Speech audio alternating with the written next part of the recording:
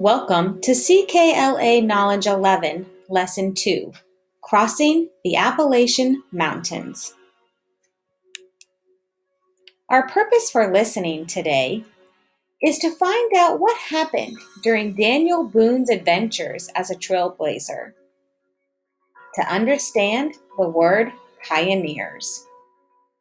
Let's take a look at our picture of the United States. This is North America, and the Appalachian Mountains are marked.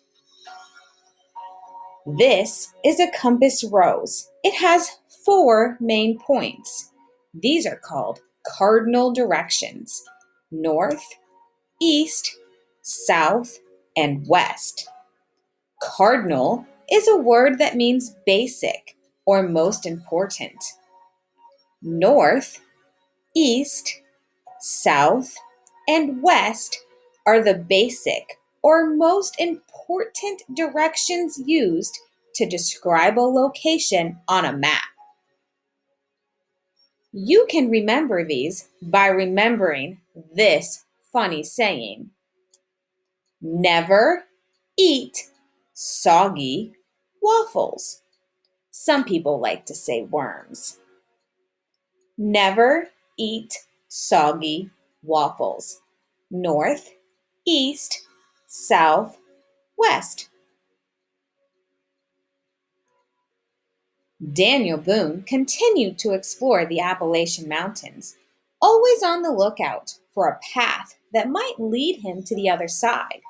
One day, he was visited by an old friend, John Finley. As the two men talked, Daniel told John of his desire to find a way to cross the mountains. To his great surprise, Finley replied, "Why, I know a way.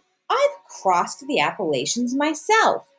He told Daniel that he knew of several big gaps in the mountains. A gap is a space between two things. Formed by rushing water years ago, the natural gaps, or passes through the mountains, had been trampled down first by buffalo and later by Native Americans. One pass was not too far from where Daniel Boone and his family lived. It's in Virginia, and it's called the Cumberland Gap, Finley told him. It is an old Native American footpath. You can only walk or ride a horse on a footpath. Boone was delighted. He asked John Finley to show him how to find it. Not long after that, the two men set off with 4 other men on a big adventure to find the Cumberland Gap. The Cumberland Gap is near Virginia's border with Kentucky and Tennessee. They walked and rode on the beaten path that led up a steep side of the mountain. They spent long days climbing up and up and up. Daniel's skills as a woodsman helped him identify animal tracks and follow the Native American footpath.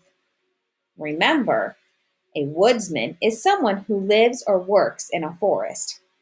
They were overjoyed to reach the top of the mountains, where they could see a magnificent river stretching out beneath them. Following a narrow footpath, the men finally made it to the other side of the Appalachian Mountains, to the land that is known as Kentucky. Daniel and his friends were pleased with what they found on the other side of the mountains. The land was rich and fertile, and there were great herds of buffalo grazing on grasses. For the next 2 years, Daniel Boone stayed in eastern Kentucky, hunting and trapping wild animals. When he finally returned to North Carolina, he was met by other settlers who expressed an interest in leaving their homes in the east and moving westward.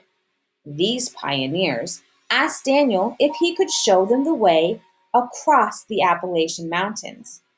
A pioneer is one of the first people to live in a new place. It's not an easy trip, Boone told them. The forests are dense, and there are many dangers along the trail. But the pioneering spirit of these settlers remained strong. 2 years later, they convinced Daniel that they were serious about making the hard and dangerous trip to the lands in the wilderness. And so Daniel led his own family along with several other families back through the Cumberland Gap into Kentucky. However, the trip proved even harder for families than it had been for the woodsmen. The families were not used to living in the wild outdoors like the woodsmen. Setting up a settlement in Kentucky was more difficult than the pioneers expected, and they were forced to go back home over the Appalachian Mountains. Later, a businessman offered Daniel Boone a job to help widen some Native American trails that crossed the Appalachian Mountains. He wanted Daniel to make the trails wider and clearly marked so that pioneers would not lose their way as they crossed the mountains. Daniel Boone became known as a trailblazer. He helped to open up the way for pioneers to move west. Daniel Boone gathered together a group of men to help him clear the forest through the wilderness. Together, they worked through rain, snow, and mud. They used axes to chop down trees and bushes to widen the old Native American footpath so that the pioneers' wagons would fit. They built log bridges across streams. Daniel Boone and the men successfully cleared a trail from eastern Virginia through the Cumberland Gap and into Kentucky. The trail was originally Native American footpath called the Great Warrior's Path. Later, it became known as the Wilderness Road. Pioneers from Virginia, North Carolina, and Pennsylvania began to move along the Wilderness Road in great numbers. By the time that Kentucky was declared a state, less than 20 years after the trail was widened, more than 100,000 people had used the Wilderness Road. Daniel Boone's hard work was responsible for opening up the area known as the West to many pioneers. As more and more settlers streamed into the West, relationships with Native Americans who were already living there became even more strained.